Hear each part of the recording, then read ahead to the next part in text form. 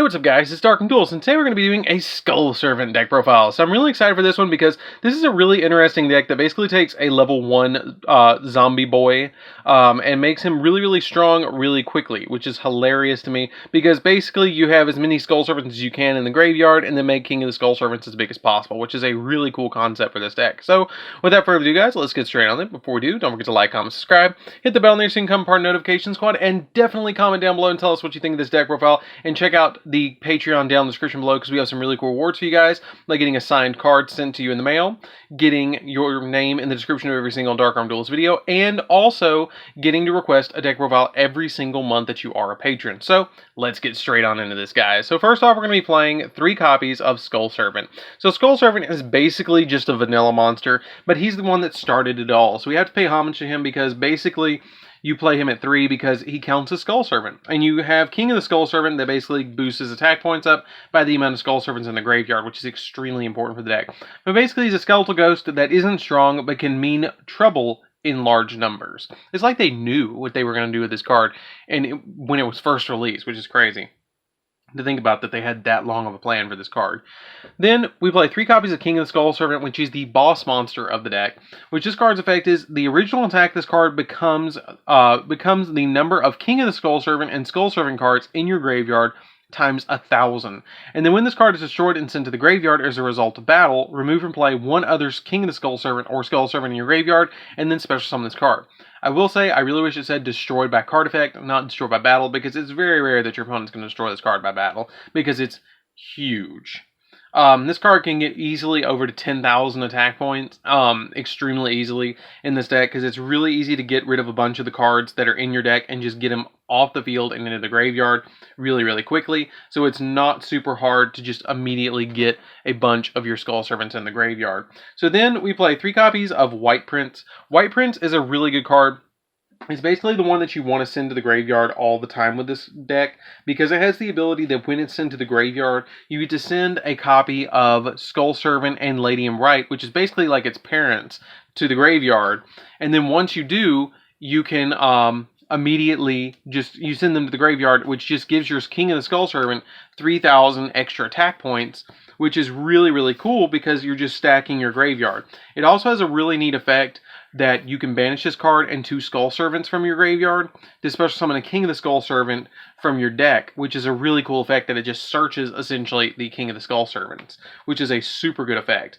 Then we play 3 copies of White Mare. White Mare is a really neat card in this deck because it's kind of like a hand trap in a way, that you can discard it to select one remove from play Skull Servant or White Prince and return it to your graveyard, or you can select one of your remove from play Skull Servants, Lady in White, or King of the Skull Servants and special summon it, which is a really good effect as well, because what you're trying to do basically with this card is get multiple. It's essentially like putting 2 Skull Servants in your graveyard because you're using the effect of White Prince, or you're using the effect of like something else to banish those cards, and then you're just putting them right back in the graveyard with your White Mare to get you more plays off, which is a really good thing to be able to do in this deck. Then we play 3 copies of Lady in White. Lady in White is a really good card because she has the ability that face-up level 3 or lower zombie monsters you control cannot be destroyed by battle and are unaffected by the effects of spell and trap effects as well. So it can really protect your cards from like Lightning Storm and stuff like that, which is a really good effect to protect your copy of King of the Skull Servant. Now, one of the best setups this deck can actually do is put a King of the Skull Servant on the field with a Lady in White, because basically you're making it so they're unaffected by spells and traps, which is a really neat concept for the deck. And also putting a really big beat stick on your side of the field as well, which really helps out the deck. Then we play 3 copies of White Princess. This card is a really neat card. Basically what she does is she's kind of neat. I really like what she does for the deck, to be honest. Basically what she does is that this card's name becomes Skull Servant while on the field in the graveyard. All these monsters count as Skull Servant while on the field or in the graveyard, which is a really neat effect of them. I really like that ability. And she has the effect of that if she's normal or special summoned, you can send a White Prince from your deck to the graveyard. And then during either player's turn, you can send this card from your hand or field to the graveyard, and then all monsters currently on the field lose their attack and defense equal to the number of their rank or level times 300, which is really cool to be able to just destroy their attack and defense and be able to attack with King of the Skull Servant. So that's it for the the Skull Servant engine. For the other zombies, we play 2 copies of Jackabulin. Jackabulin is a really neat card in here because basically it just constantly nets you all of the zombie support that you could possibly need. Because you can discard a zombie from your hand to special summon this card.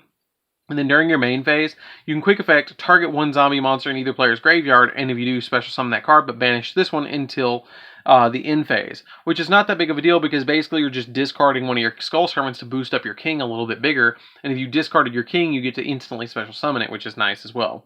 2 copies of Mizuki. The Mizukis really help out because you can banish them to special summon like King of the Skull Servant from the graveyard or stuff like that, because that really helps out to get your King of the Skull Servants back on the field.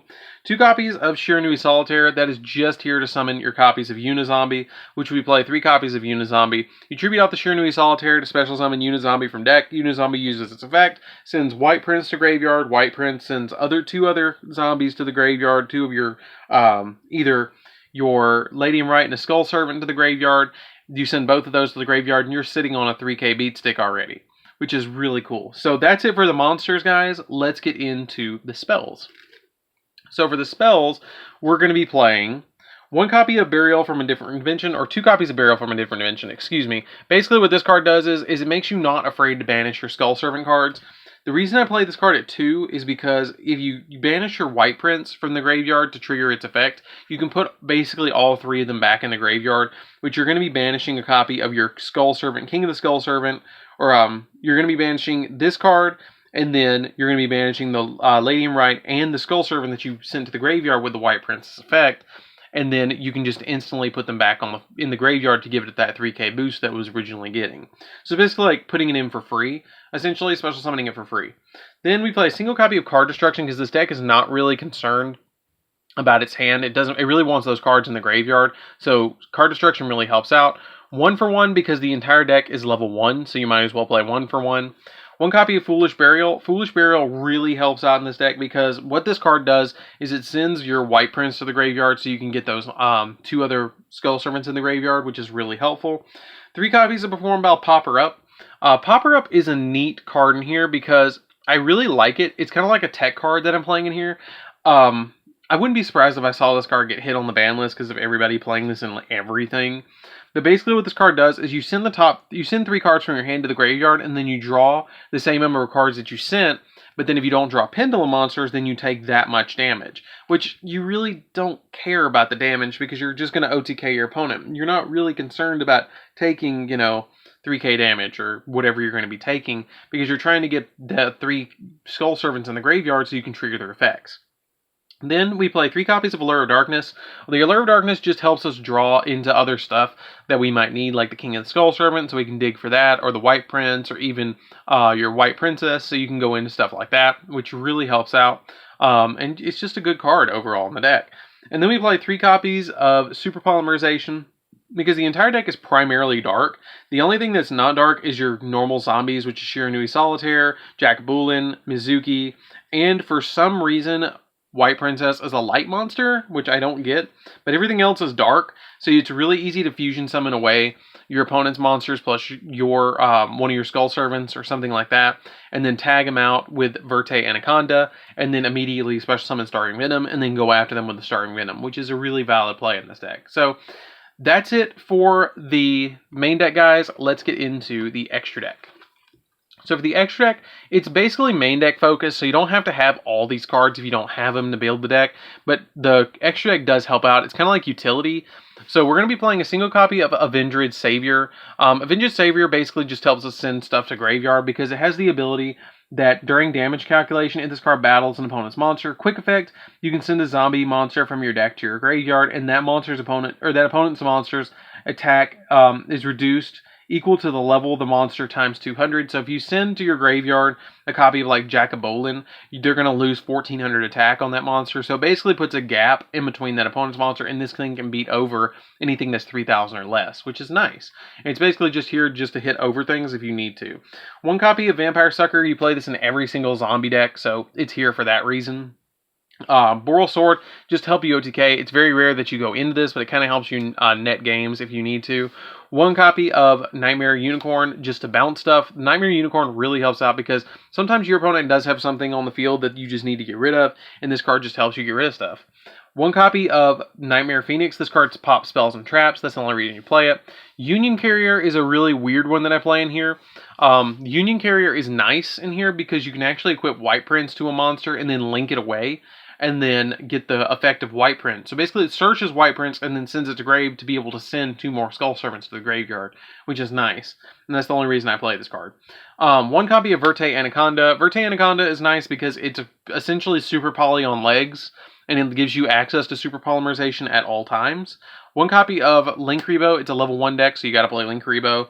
Relinquished Anima is another weird one that I like in this deck. It's become very staple for me to play this card in this deck because with this card, you just link away any level 1 monster, and then you put this on field and gobble up an opponent's monster, and then you can link this away, or just keep it on field and just attack your opponent with it. I mean, it's really good. For the Super Poly targets, we're playing Mud Dragon, and we're playing a single copy of Starving Venom. These cards really help out because with the Starving Venom and the Mud Dragon, you're usually going to summon Starving Venom, but Mud Dragon's there just in case you need to fusion summon something with different attributes, with the same attribute but different types, which is, you know, it's there if you need it, but you usually are just going for the Starving Venom. Then we're playing a single copy of Trishula. Now, let me tell you, it is hilarious to go into Trishula, and your guys are like, how do you go into Trishula? Well, let me show you really quickly. I'll actually show you guys at the end of the video after we get done with all these extra deck cards. So Boral Sword, or Boral's Load Savage is another card that you can go into with Unizombie plus another monster, so it's a really good option for you guys. Cyframe Lord Omega. It's a zombie deck. You can go into this card. You might as well play it. And 1 copy of Beals is another really good card in here. Basically, it makes it so you can't be destroyed by battle by card effects. And anytime you take damage, then it gains that much attack, which is really interesting. So that's it for the deck, guys. Let me show you really quickly how you go into Trishula in this deck, because you guys are probably like, what? How do you go into Trishula? So basically with Trishula, it's pretty easy to go into. But basically what you do is if you have Unizombie on the field, Unizombie is going to send something to the graveyard. Like, for instance, let's just say you open up a Shiranui Solitaire, okay? You open up Shiranui Solitaire, and you have any other Skull Servant on the field. Let's just say you got regular Skull Servant on the field.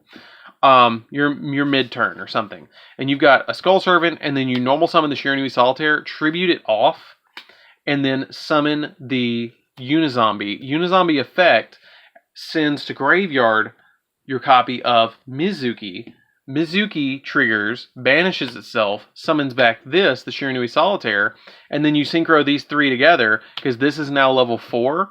You synchro all 3 of these together, and it goes Trishula, which is hilarious. It really catches your opponent off guard to hit him with the Trishula and Skull Servants, but it's kind of funny, because it's like, yeah, I just did that. So it's kind of like one of those, it just gets rid of resources for your opponent so they can't do as much stuff against you. And it just helps you win the game with King of the Skull Servants, because that's not going to be the only cards that you have. But it's essentially just a 2-card combo that you have to have, that you just have to have any Skull Servant monster on the field that's a level 1 and a Shiranui Solitaire on your side of the field to then go into Unizombie and then bring it back with Mizuki, which is the quick combo to go into Trishula. That's the main way that I go into it the majority of the time, and it just helps me get rid of 3 cards on my opponent's side of the field. So that's it for the deck, guys. I hope you enjoyed it. Don't forget to like, comment, subscribe. Hit the bell on there so you can become part of the notification squad. Tell me what you think of this video down in the comments down below. Definitely check out that Patreon down in the description, and I'll see you guys in the next video. See you around, guys.